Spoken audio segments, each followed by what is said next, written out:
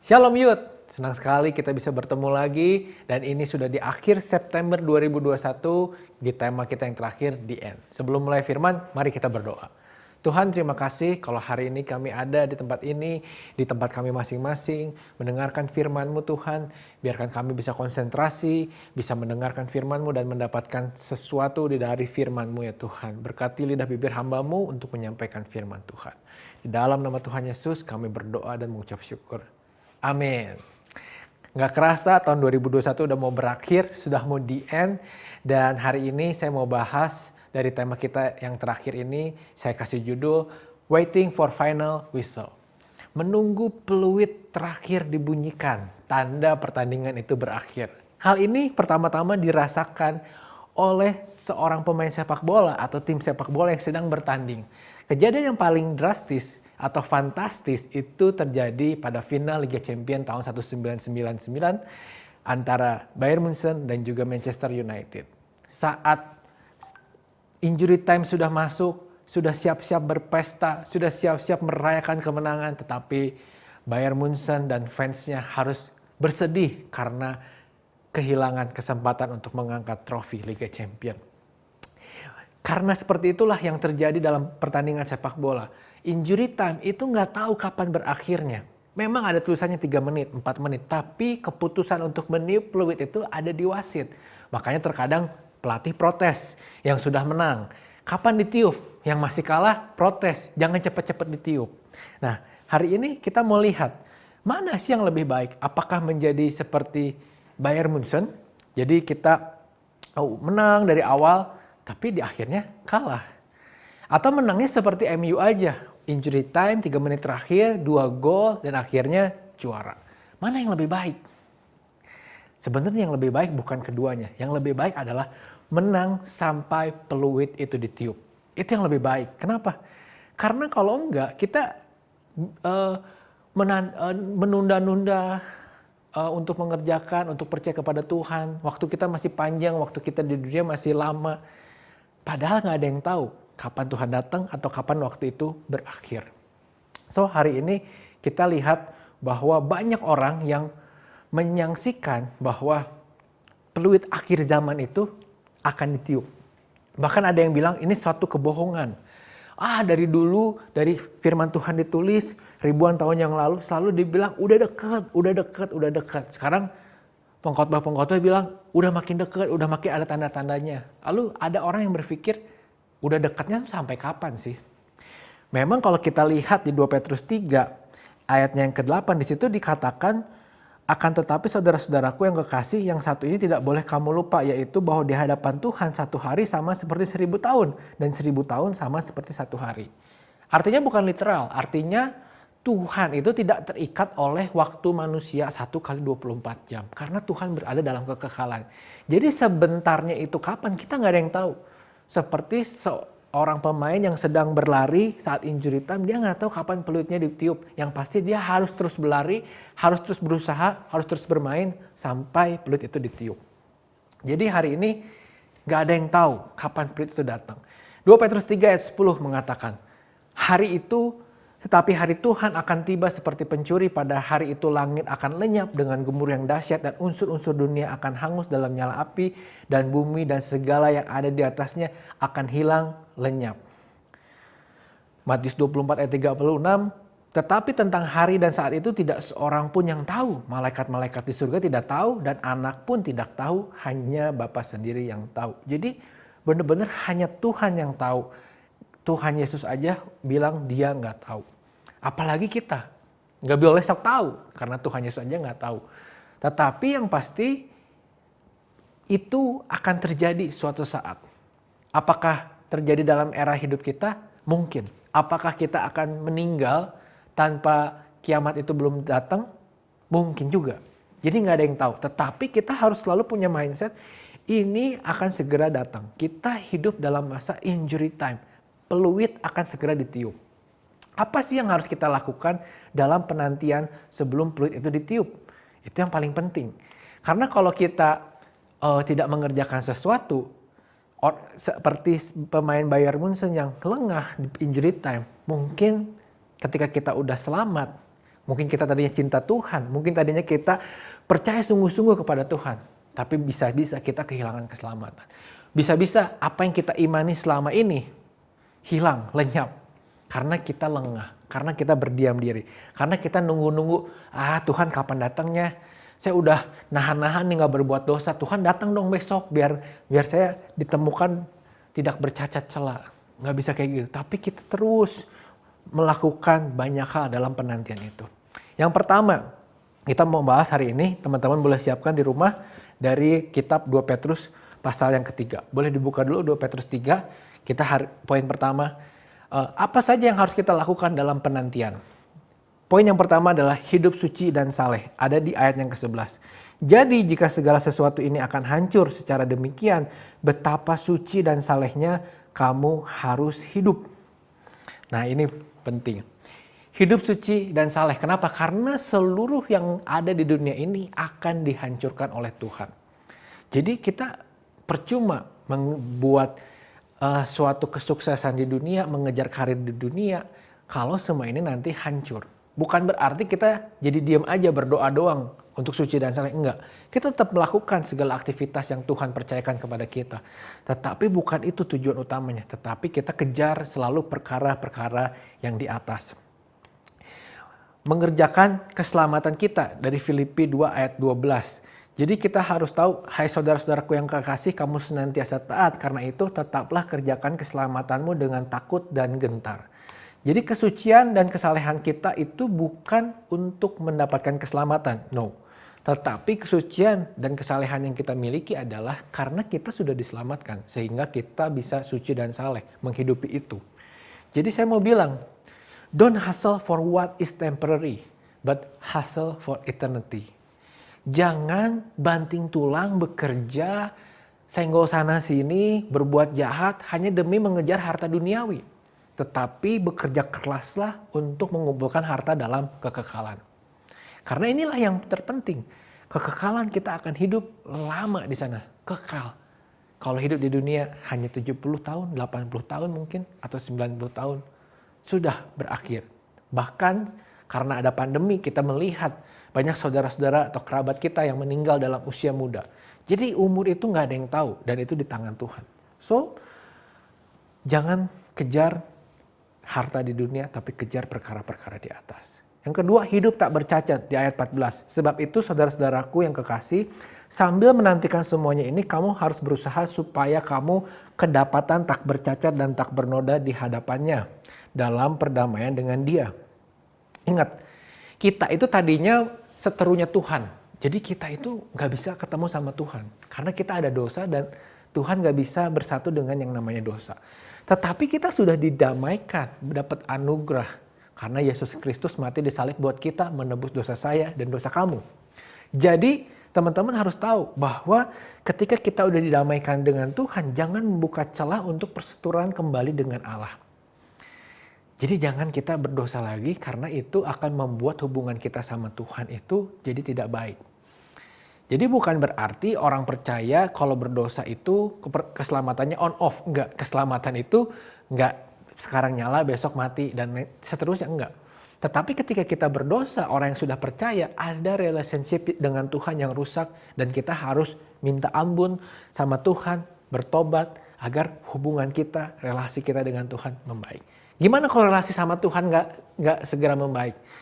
Ada kemungkinan kita meninggalkan Tuhan, murtad dari Tuhan, menghujat Roh Kudus dan akhirnya kehilangan keselamatan. Tetapi harus diingat, keselamatan itu tidak langsung off ketika kita melakukan dosa. Jadi teman-teman harus percaya bahwa hari ini saya dan teman-teman semua yang udah percaya Yesus telah diselamatkan, telah didamaikan dengan Tuhan. Tetapi kita baca Roma 8 ayat 7, sebab keinginan daging adalah perseteruan terhadap Allah karena ia tidak takluk kepada hukum Allah. Jadi keinginan daging itulah yang membuat kita berseteru lagi sama Tuhan. Jangan ikuti keinginan daging, hawa nafsu, percabulan, iri hati dan lain sebagainya. Tetapi ikuti keinginan roh agar kita gak berseteru lagi sama Tuhan. Karena kita udah berdamai. Kayak kita punya teman, sudah baikan yuk. Terus besok ngajak ribut lagi, baikan lagi, ngajak ribut lagi. Lama-lama teman kita juga bete temenan sama kita. Untung, puji Tuhan, kita punya Tuhan yang penuh pengampunan. Walaupun kita seringkali membuat dia marah, berseteru dengan Tuhan, tetapi Tuhan selalu mengampuni kita. Memilih seteru yang seimbang adalah pertandingan, tetapi kalau kita memilih seteru yang tidak seimbang, itu bukan pertandingan, tetapi itu adalah bunuh diri. Makanya jangan berseteru dengan Tuhan, karena kita nggak akan imbang sama Tuhan. Lalu agar kita tidak bercacat celah, Filipi 2 ayat 14 dan 15 mengatakan, lakukanlah segala sesuatu dengan tidak bersungut-sungut dan berbantah-bantahan supaya kamu tidak beraib dan tidak bernoda sebagai anak-anak Allah. Jangan komplain terus hidupnya. Jangan berbantah-bantah atau arguing. Terus ribut sama kanan, sama kiri, sama saudara. Berbantah-bantah sama Tuhan. Berpikir apa yang kita inginkan itu Tuhan harusnya kabulkan. Keinginan kita belum tentu sesuai dengan keinginan Tuhan. Jangan berbantah-bantah sama Tuhan. Jangan bersungut-sungut juga kalau terjadi sesuatu yang tidak enak dalam hidup kita. Karena apa yang terjadi dalam hidup kita belum tentu itu buruk ke depannya. Bisa saja Tuhan izinkan itu terjadi untuk memproses kita menjadi seseorang yang lebih baik. Jangan bersungut-sungut ketika bekerja. Dikasih kerjaan sama atasan, bersungut-sungut. Dikasih tugas sama dosen, bersungut-sungut. Kamu kalau punya teman yang bersungut-sungut dan terus-terusan komplain terus dalam hidupnya, asik gak sih temenan sama dia? Nggak asik kan? Dan udah pasti orang itu tidak akan memuliakan nama Tuhan. Jadi hidup bersyukur. Hidup menerima apapun yang Tuhan berikan. Baik yang baik, baik yang buruk, tetapi kita terima itu semua karena kita percaya Tuhan kita adalah Tuhan yang baik. Yang ketiga, waspadalah terhadap kesesatan. Hidup waspada. Yang tadi hidup tak bercacat, yang ketiga hidup waspada. Ayat 17a. Tetapi kamu saudara-saudaraku yang kekasih, kamu telah mengetahui hal ini sebelumnya. Karena itu waspadalah supaya kamu jangan tersesat ke dalam kesesatan orang-orang yang tak mengenal hukum. Hati-hati hari ini di handphone kita, banyak orang terkenal, selebgram, influencer, yang biasanya apa yang mereka katakan tuh kita terima sebagai kebenaran.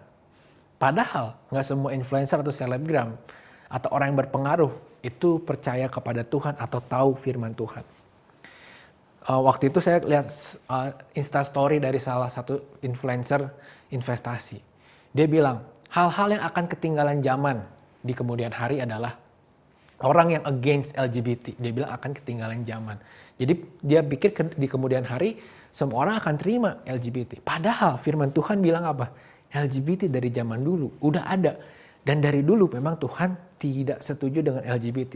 Dan kita harus ingat LGBT itu bukan hukuman Tuhan. Artinya tidak ada orang yang dilahirkan dengan LGBT. Tetapi ya karena satu dan lain hal menghidupi dosa akhirnya adalah kecenderungan seksual yang berbeda. Jadi kalau kita lihat kenapa Sodom dan Gomora dihukum Tuhan, karena perbuatan LGBT yang terjadi pada saat itu sudah terjadi ribuan tahun yang lalu. So sampai kapanpun ini tetap relevan firman Tuhan. Jadi hati-hati teman-teman. Kita boleh dengerin. Saya mau bilang gini, semua orang boleh mengutarakan pemikirannya, tetapi tidak semua orang boleh kita percaya pemikirannya. Hanya pemikiran Tuhan yang dapat dipercaya. Dan pemikiran Tuhan ada tertulis di dalam kitab suci kita, Alkitab. Kita nggak usah bingung apa yang Tuhan mau, apa yang Tuhan kehendaki. Berdoa, minta suara Tuhan, boleh sih. Tetapi semuanya sebenarnya udah tertulis. Daripada capek-capek berdoa 20 jam sehari, lebih baik habiskan waktu untuk membaca firman dan juga berdoa. Kalau hanya berdoa doang, teman-teman juga nggak akan dapat jawaban Tuhan. Kalau teman-teman nggak mempelajari apa yang sudah tertulis dalam firman Tuhan ini. Jadi jangan cepat percaya sama orang lain, bahkan sama hamba Tuhan, sama pendeta. Khotbah saya juga. Mungkin setelah saya khotbah, teman-teman boleh cek lagi kebenarannya di firman Tuhan. Benar nggak apa yang saya khotbahkan? Kalau ada salah, boleh kritik. Jadi jangan takut untuk kritik pendeta, kritik pembicara, karena itu memang harusnya terjadi. Karena saya masih manusia, pendeta yang lain juga masih manusia, yang mungkin melakukan kesalahan dalam penafsiran, di dalam pembedahan Alkitab. So, kita semua harus waspada terhadap pengajaran yang ada. Apalagi apa yang dikatakan oleh orang-orang yang tidak takut akan Tuhan. Lalu yang keempat, hidup berpegang. Hidup berpegang pada Tuhan. Jangan kehilangan pegangan teman-teman. Ayat 17b. Dan janganlah kehilangan peganganmu yang teguh. Hari-hari ini banyak orang yang kehilangan iman. Karena banyaknya ketidaksesuaian dengan apa yang terjadi di dunia ini. Dengan rencana. Saya juga punya rencana tahun 2021. Semuanya gak terjadi. Di 2020 bahkan rencana-rencana juga banyak yang gagal. Lalu ada orang yang mungkin masa depannya terganggu karena pandemi, karena krisis, karena dan lain hal. Orang mulai kehilangan pegangannya pada Tuhan. Saya kemarin menonton sebuah video, ada seseorang yang sering membuat konten berbahaya, memanjat tower-tower tinggi, lalu dia selfie, dan biasanya selfie-nya atau kontennya laku, dia dapat uang dari sana. Memang ada yang bilang dia dapat uang untuk mengobati sang ibu. Tapi suatu saat dia menantang bahaya, dia ada di gedung tinggi, dia bergelantungan, dia coba berapa kali pull up di gedung itu dan akhirnya tangannya nggak tahu kenapa kelelahan dan akhirnya lepas pegangannya. Dan ketika lepas pegangannya, ya sangat disayangkan dia meninggal. Teman-teman, hari ini ketika kita melepaskan pegangan kita pada Tuhan, kita akan meninggal secara rohani, hanyut, mati rohani kita. Ketika Petrus berjalan di atas air, ketika dia kehilangan imannya karena dia melihat, wah saya berjalan di atas air. Akhirnya dia mulai tenggelam. Tetapi ketika tenggelam, Tuhan mengulurkan tangannya menangkap tangan Petrus. Dan Petrus menggenggam dengan erat tangan Yesus sehingga dia gak tenggelam. Tetapi kalau pada saat itu Petrus melepaskan pegangannya, mungkin tangan Yesus akan slip dan Petrus akan masuk ke dalam air, tenggelam dan mati. Hari ini mungkin kita banyak pergumulan. Hari ini mungkin kita banyak masalah. Kita mungkin mempertanyakan Tuhan di mana. Kita mungkin mempertanyakan mana sih janji Tuhan. Tetapi saya mau bilang, janji Tuhan ya dan amin. Semakin badai kencang, semakin kuatlah berpegangan. Semakin badai hidupmu semakin tinggi, jangan malah lepaskan pegangan kepada Tuhan. Tetapi terus pegang tangan Tuhan dengan erat. Yang kelima, hidup bertumbuh dalam kasih karunia Tuhan. Kenapa sih hidup bertumbuh dalam kasih karunia dan pengenalan itu penting? Karena saya mau bilang gini, ketika saya punya anak saya menyadari hal ini. Teman-teman bisa lihat foto yang paling sebelah kiri ya. Itu mungkin sekitar Nate umur 2-3 bulan. Ketika saya gendong, dia masih bingung ini siapa yang gendong. Kadang digendong sama kakeknya, sama neneknya, sama tantenya, omnya. Dia masih enjoy aja, dia belum tahu siapa orang tuanya. Tetapi semakin besar, sekarang usianya udah hampir 11 bulan. Nah, ini ada foto yang di sebelah kanan. Ini usianya mungkin sekitar 10 bulan. Dia itu senang banget kalau digendong sama saya, main sama saya. Kalau lagi main sama susternya, saya turun dari kantor di rumah habis kerja. Dia langsung ketawa, menyambut. Kenapa? Karena dia udah kenal sama saya. Tapi pertanyaan ketika Nate umur 10 bulan, tahu nggak apa yang saya nggak suka?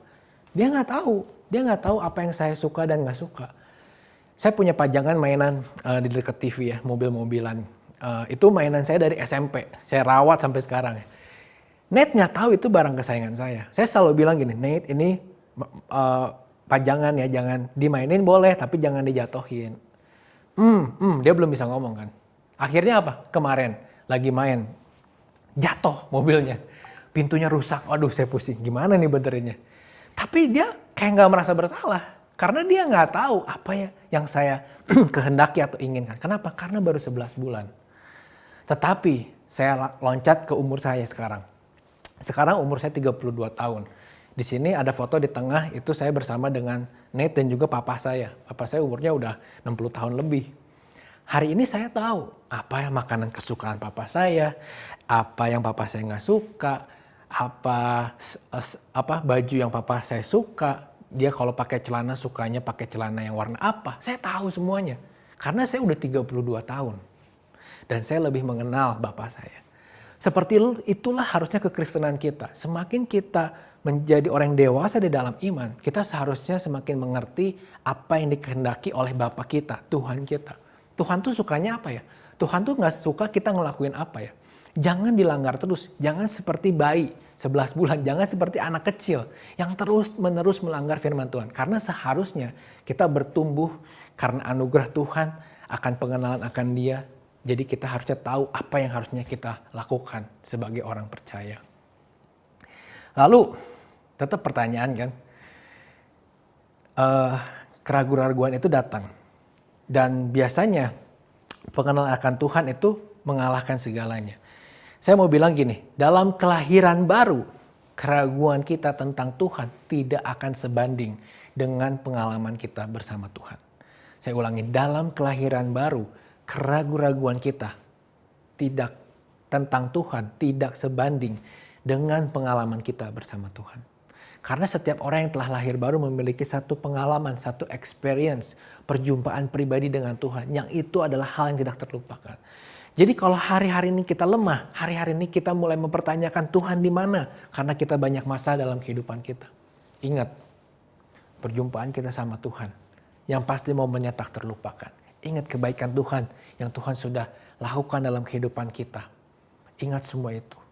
Maka itu tidak akan mengalahkan keraguan-raguan kita akan di mana Tuhan.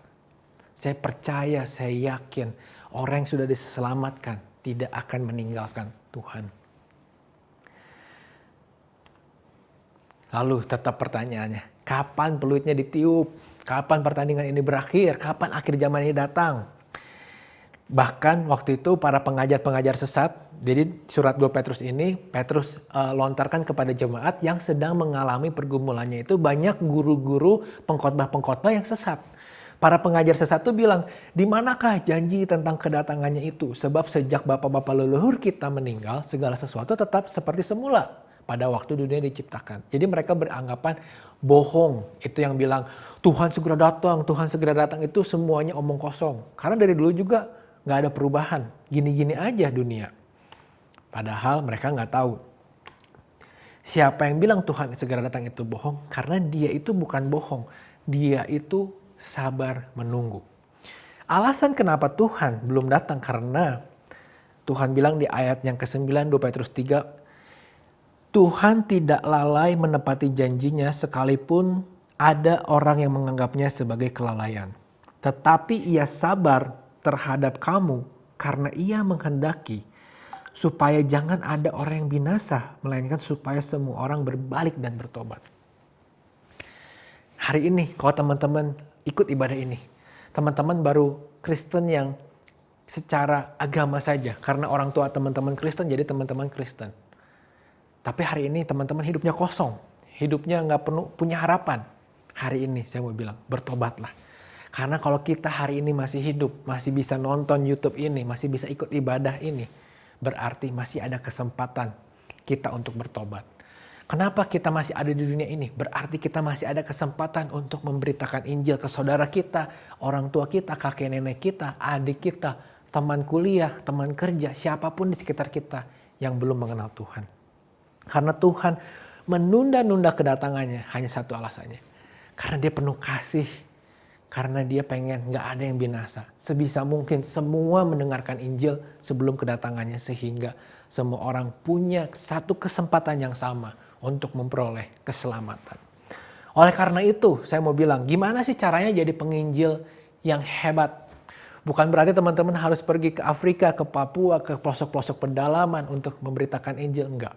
Tapi saya akan kasih beberapa langkah konkret agar teman-teman hidupnya bisa jadi pemberita Injil yang luar biasa. Yang pertama, gunakan karir dan pekerjaan untuk memuliakan Tuhan. Teman-teman, kalau kemarin Kak Christopher bilang kan, Matius 24 ayat 14 bilang bahwa Injil akan diberitakan seluruh dunia dan ini saatnya, momennya karena ada internet. Apa yang kita lakukan bisa terlihat oleh seluruh dunia. So ketika karir kita semakin tinggi, semakin maju, LinkedIn kita semakin bagus, prestasi kuliah kita semakin bagus, IPK-nya bagus. Apa yang karya kita yang kita buat bisa dipublish di mana-mana. Kita bikin jurnal, dipublish, kita bikin karya seni, dipublish. Kita bisa memuliakan Tuhan. Dan orang tuh kalau kita bisa jadi orang yang hebat, orang tuh bakal kenal kita dan kita bisa memuliakan Tuhan. Bayangkan seorang pebasket hebat yang takut akan Tuhan. Pasti orang tahu, oh ini basket ini orang Kristen. Bayangkan seorang politikus yang mengubah sejarah. Pasti kalau dia orang Kristen, orang akan bilang, oh politikus ini orang takut akan Tuhan. Kita punya kesempatan yang sangat besar saat ini. Ketika kita berhasil dalam karir dan pekerjaan. Jadi saya bilang untuk suci dan saleh bukannya kita nggak usah bekerja, enggak. Kita bekerja sesuai ketentuan Tuhan, melakukan yang terbaik untuk Tuhan, bekerja dengan integritas, agar kita memiliki karir dan pekerjaannya yang diberkati Tuhan, sehingga kita bisa memuliakan nama Tuhan. Saya mau kasih contoh nanti setelah ini, ada satu orang yang mengubah citra suatu BUMN dari yang tadinya parah banget menjadi satu perusahaan yang benar-benar dihargai dan dihormati hari-hari ini.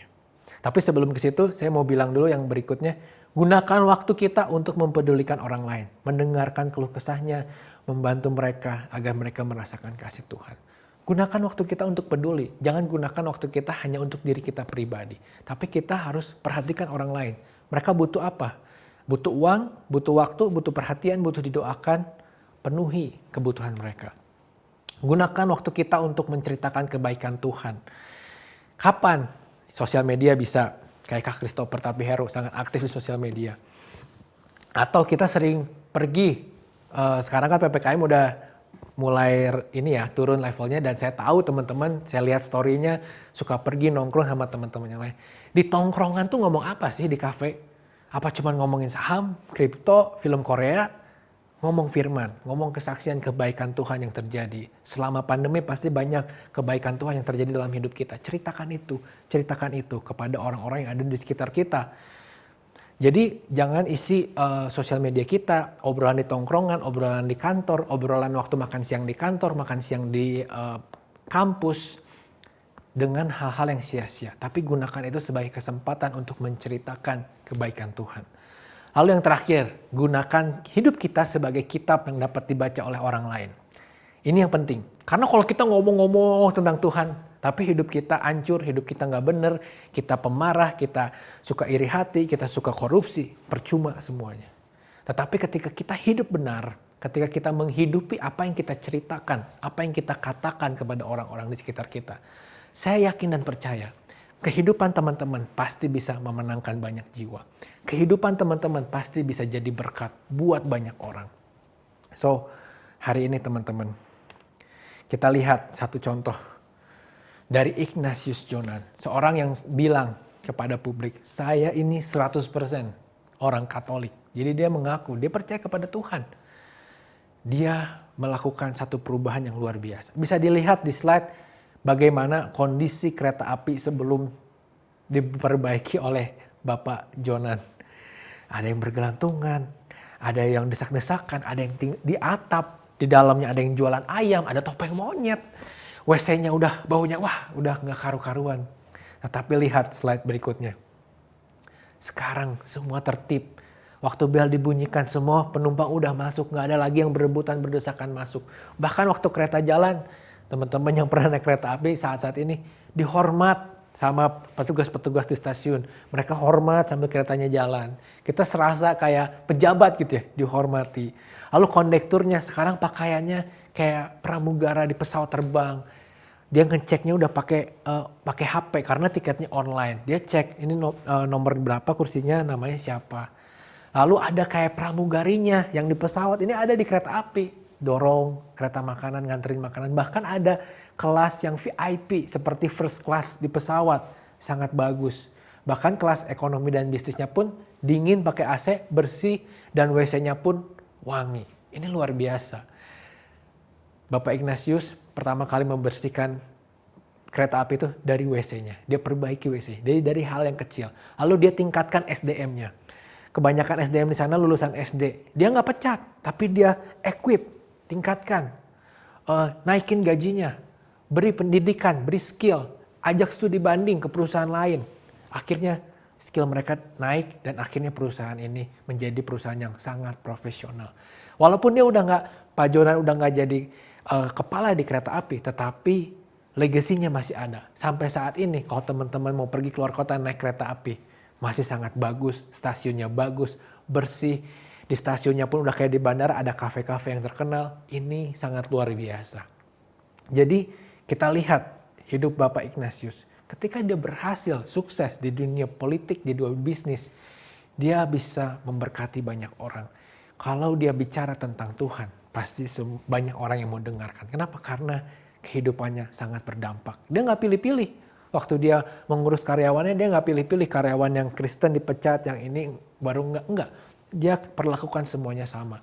Kasih Kristus mengalir dalam kehidupannya. So, kita anak-anak Tuhan hari ini, teman-teman yang masih kuliah, teman-teman yang lagi merintis usaha, teman-teman yang lagi merintis karir, lakukan semuanya seperti untuk Tuhan. Gunakan hidup kita agar kita menjadi kitab yang terbuka yang bisa dibaca oleh semua orang. Jadi, akhir kata, manfaatkanlah waktu yang Tuhan masih berikan ini sebagai kesempatan untuk beroleh keselamatan. Bagi diri kita sendiri, bagi teman-teman yang belum percaya, dan juga bagi orang lain. Mari raihlah kemenangan sesegera mungkin dengan menerima anugerah keselamatan yang sudah disediakan untukmu. Lalu bagikan kemenangan itu kepada orang lain agar mereka juga dimenangkan dengan kasih karunia dari Tuhan kita, Yesus Kristus. Amin. Teman-teman, hari ini ada nggak dari teman-teman yang ikut ibadah belum sungguh-sungguh percaya kepada Tuhan Yesus? Belum pernah lahir baru. Lahir baru seperti apa sih, Kak? Saya udah dibaptis.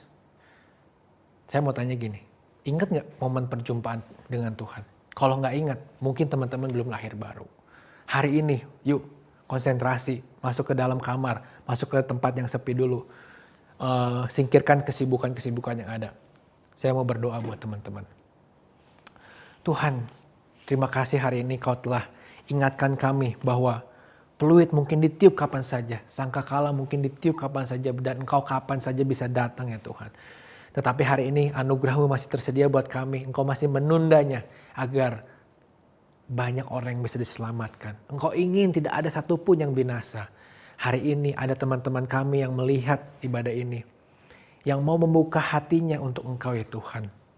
Biarkan teman-teman kami ini Tuhan bisa percaya kepadamu. Bagi teman-teman yang mau percaya kepada Tuhan, angkat tanganmu, saya mau berdoa. Ikuti doa saya teman-teman. Tuhan Yesus, hari ini aku mau percaya bahwa Engkau adalah anak Allah. Engkau telah mati di kayu salib untuk menebus dosa kami. Dan Engkau pada hari ketiga telah bangkit dan naik ke surga.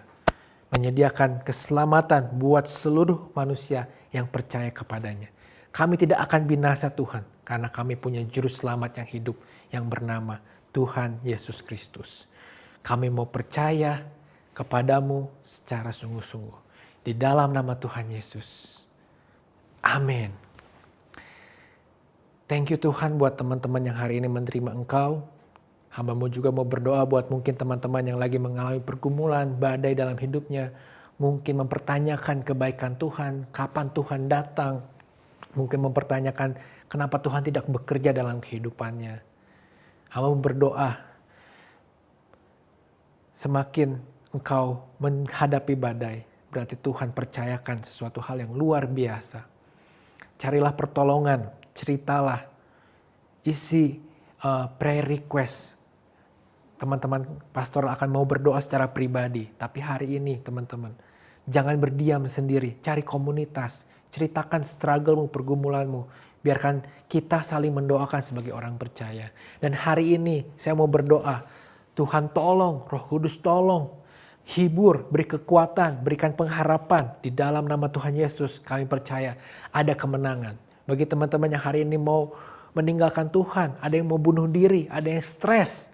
Saya berdoa di dalam nama Tuhan Yesus, engkau akan menerima kelegaan, engkau akan menerima damai sejahtera turun atasmu karena Roh Kudus tinggal di dalam hatimu. Terima kasih buat ibadah hari ini ya Tuhan. Kau telah urapi, Kau telah berkati. Biarkan seluruh firman yang telah disampaikan dapat didengar dan dimengerti dan dilaksanakan oleh setiap jemaat yang mendengarkan. Di dalam nama Tuhan Yesus yang telah diberkati oleh firman Tuhan, mari katakan, amin.